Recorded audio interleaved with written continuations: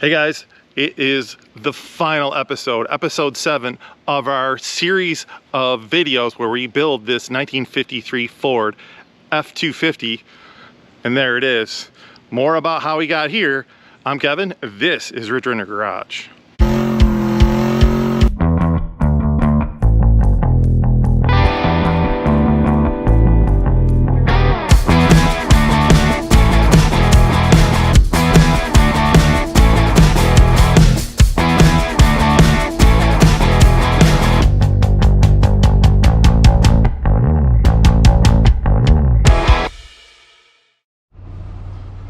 Have I mentioned how tired of wiring I am? Like, I'm over it. You know, I've wired cars, so I can think of a 51 Oldsmobile I built. And it was a Crown Vic chassis swap, actually front and back half that frame because the Oldsmobile was a lot longer. And I used the whole Crown Vic wiring harness because I used the engine and transmission. That took me 2 days to wire. This is literally taking 4 weeks, maybe, almost, I think maybe 5. I've kind of lost track, and that's probably why this video is going to take so long to get out. Anyways, I'm almost done. The only thing I haven't done is the multi-function switch, which I feel like I might be putting it off. I'll have to get a floor high-low button to make that work. I haven't really looked into it, but that is the last thing on my plate. You know, it doesn't really affect how the vehicle is going to run and drive and work. So where I'm at is I finally got that union in that goes from steel to nylon, and that's going to feed right off our switch here. This wiring and stuff is from this relay. I'm wiring up the AC compressor. So the AC compressor, the ground goes through this switch down here. This switch actually trips the relay. So when the relay's off, I'll actually lose power and ground. Now it's hooked up. I'm ready to try this out, sort of. I don't know if this is gonna work, so let's see what we've got. All right. And the compressor's on, so I hooked it up right the first time, so that's good. Let's take a look. I got a gauge on this tank. Iron tank here. Oh my god, it's building air really fast. Check it out.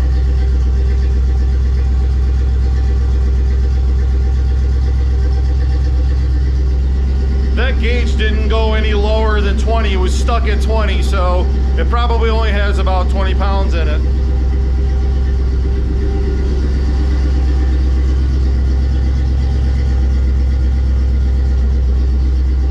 It's working. Well, let's see how good our valves are here. Let it build a little pressure for a few minutes. All right, we're up to 100 psi. Let's shut this off. See where we're at. I already hear air leaking someplace. Actually, it's from in here. Oh, wouldn't you know, the valve I thought was gonna be a problem. Okay, let's see here. So that should be closed. This should be open to both of them. And that should let air in. And notice the gauge is screwed up. Awesome. How about this one? Not working.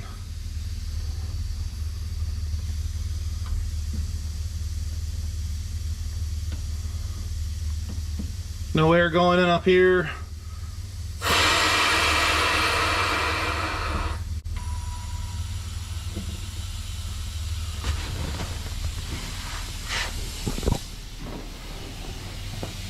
That is filling up my front airbag, and of course it's leaking like a faucet right here.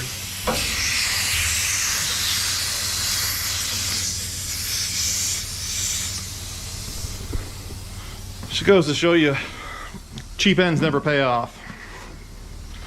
So far so good. I'll get new valves on eBay or Amazon or whatever. Next thing I'm going to show you is I'm going to get the doors on this thing, and we have to replace the wing windows along with the glass and the track and the felt and everything. So I will show you how to replace wing windows on a 53 Ford. All right, so it's a couple days later, and this is my answer to what I was gonna do with this fitting on top of the motor. This thing leaks pretty bad, and it is, as you can see, one of the cheaper fittings. The fittings that have this, like a little locator in the center like that, these are the really good fittings to get. But I am sort of concerned about living on top of the motor. I mean, I know rubber lives here and there shouldn't be any issue, but what I'm gonna do is put this barbed fitting on here.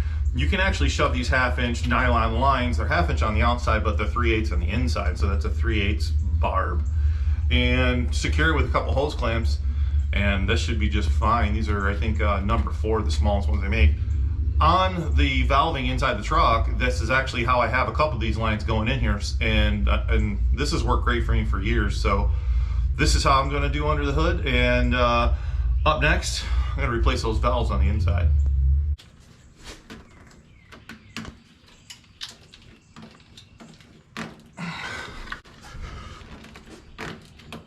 Tighten these things up.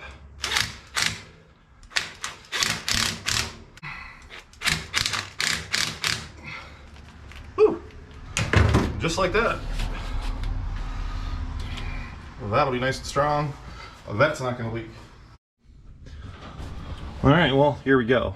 We've got our new valves in here and our new gauges. This looks like it'll work pretty good. As far as this stuff's concerned, let's make sure this never bothers us again. Got a little 5-gallon bucket I keep in the corner of the garage where I usually keep my scrap steel. We'll make sure that stuff and this go into the scrap. All right, well, from here on out, I'm going to start this thing up again and see if we build pressure, see if this thing works. Probably gonna hook the battery up first. Let's try that. Yeah, think that'll work better. All right, let's try this again.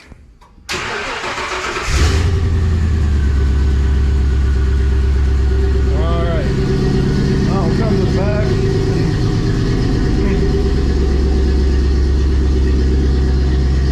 Let's see our little gauge. We're building pressure.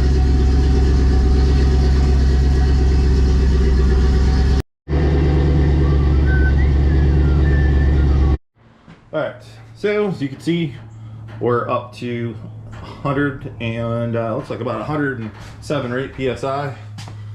And you guys are with me are going to find out if this works. And I do hear air leaking someplace.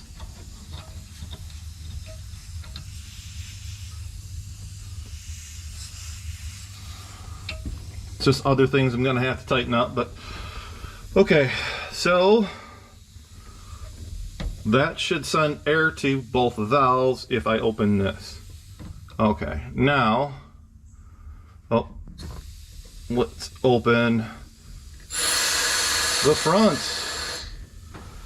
And the front airbags are filling up. Excellent. Well, we're gonna shoot for the rear. Same thing, looks like it's working. So we definitely have an air leak, but I'll work on that. And the rear airbags are filled. Awesome.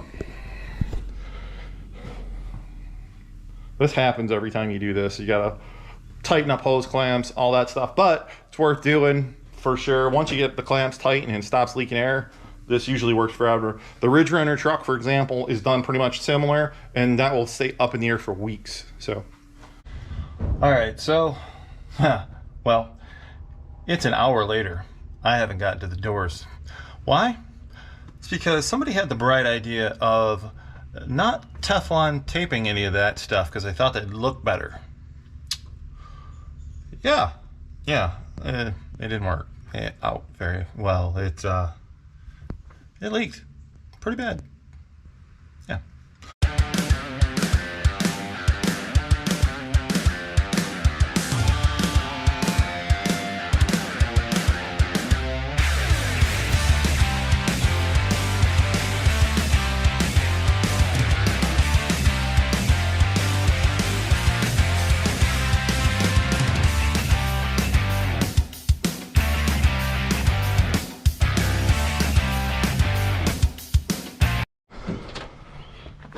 Now there's two hidden screws in this thing. One of them is right here. Let's see if I can set you guys down. Watch while I get it out here. That screws out. The other one is right here. Right in there. You'll see there's another Phillips head right in there. Now that we got our wing window off, I'm gonna set this aside for now.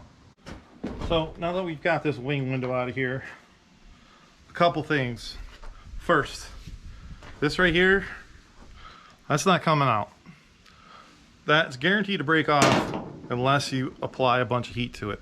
So I'm gonna go over, find a wrench to fit it, heat it up with the torch just before I try getting that out, because that's just gonna break off. Just heated it red, get it off there. Like I said, that was just gonna break if I tried taking it out. All right, so how do you get the glass out of here in this sow? Nice sharp utility knife. This in here should be butyl tape. We're gonna use urethane to put it back together, but this should just be like a two-sided butyl tape that was in this window was shoved together. So this is actually how we're gonna do this. Check it out. Just get the knife right alongside the edge and just start making cuts. Nice in the corner. See all that butyl tape coming out of there now? Kind of dig into the corner here.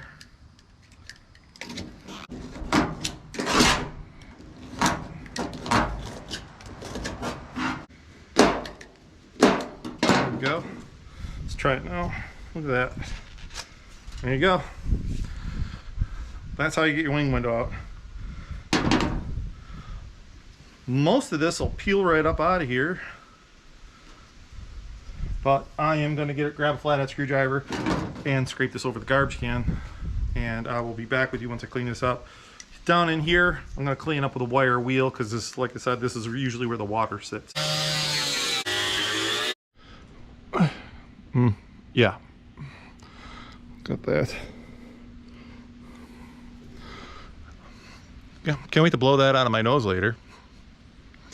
All right, so now that that's cleaned up, we're gonna get some urethane on here, get the weather strip set. First thing, don't forget to get tape, bring tape so you can tape the weather strip down. Let me show you. All right, next I have my urethane in my caulk gun, and reason I'm wearing gloves because this stuff just gets everywhere.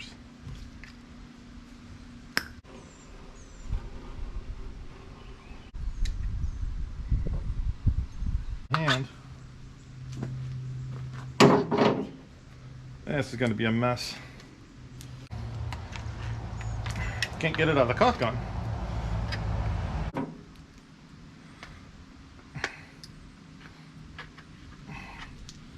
There we go.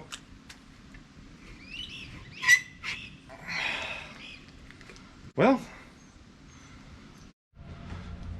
you wonder why I wear gloves doing this.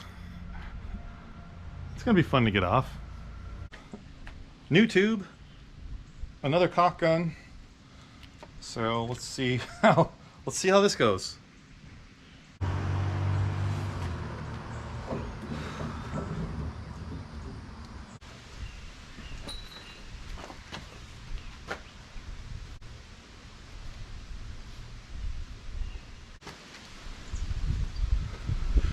All right, that was a mess. So here we've got our new piece of glass. We've got our channel. We got the rubber seal on there. Now we just have to fill the channel with urethane, which I have never tried to use urethane before. Normally what you're supposed to do is you're supposed to take a thin tape of butyl tape, wrap it around the window, wipe something on there like, you know, urethane or something like that, or not urethane, but like you know, a thinner or something that makes it slippery, and shove the window into the channel. Well, I'm not restoring this, so I'm gonna try my luck with urethane, and we'll see what happens.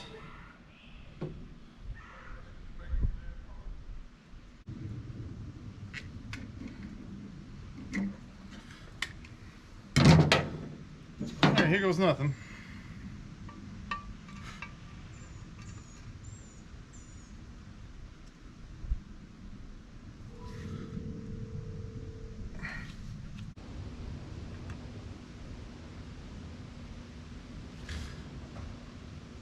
Now putting it back together, just going to be a reverse of the procedure we used to take it apart. Things first, this is a 25-75% type of a setup here, and I want to say, what is it? Is that a 3%, 30? What is that called? 25-75?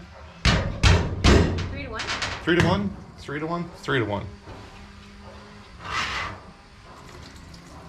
So a little bit of mineral spirits. That looks good-ish.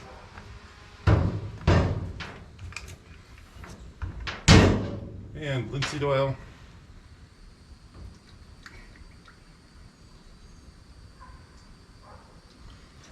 Looks good-ish.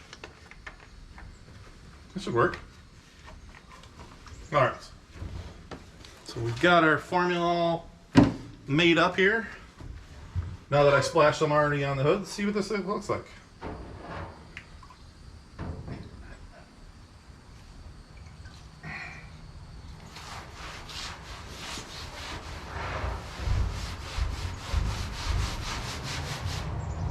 Coming out pretty nice. What do you think?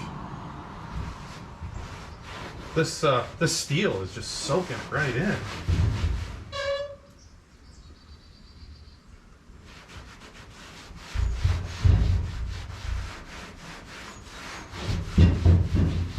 We might even need to use more oil.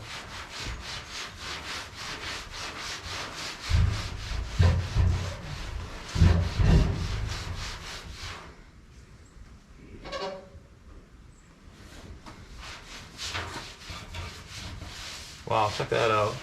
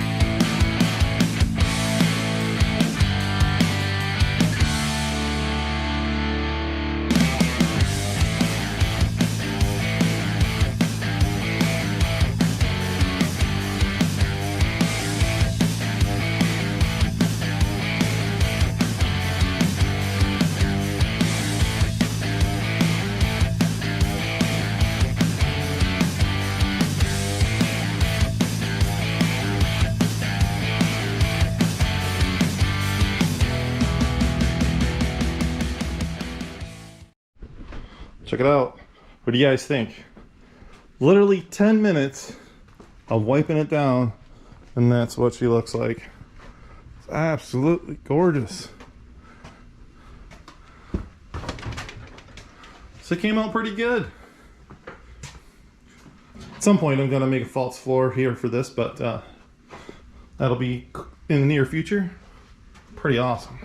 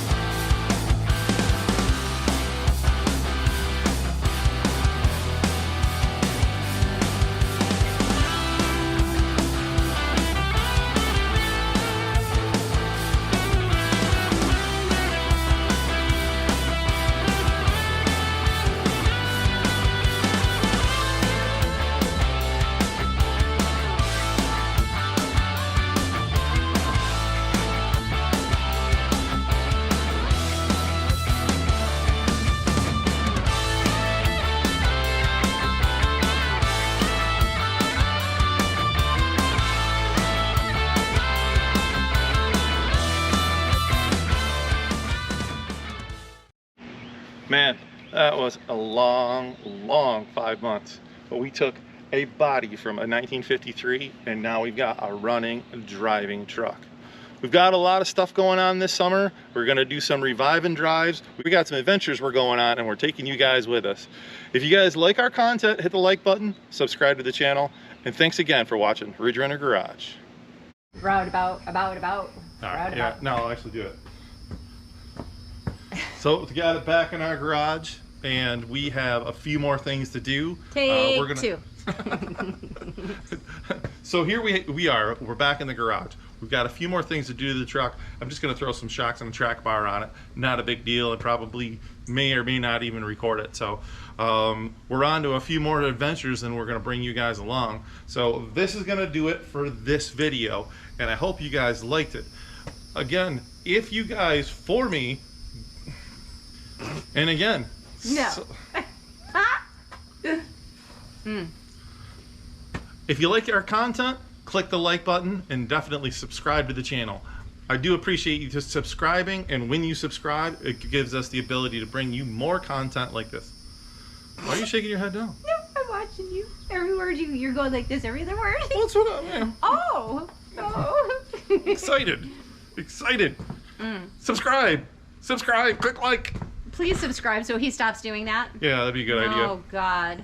You never know what we're gonna get into on the next episode of Ridge Runner Garage.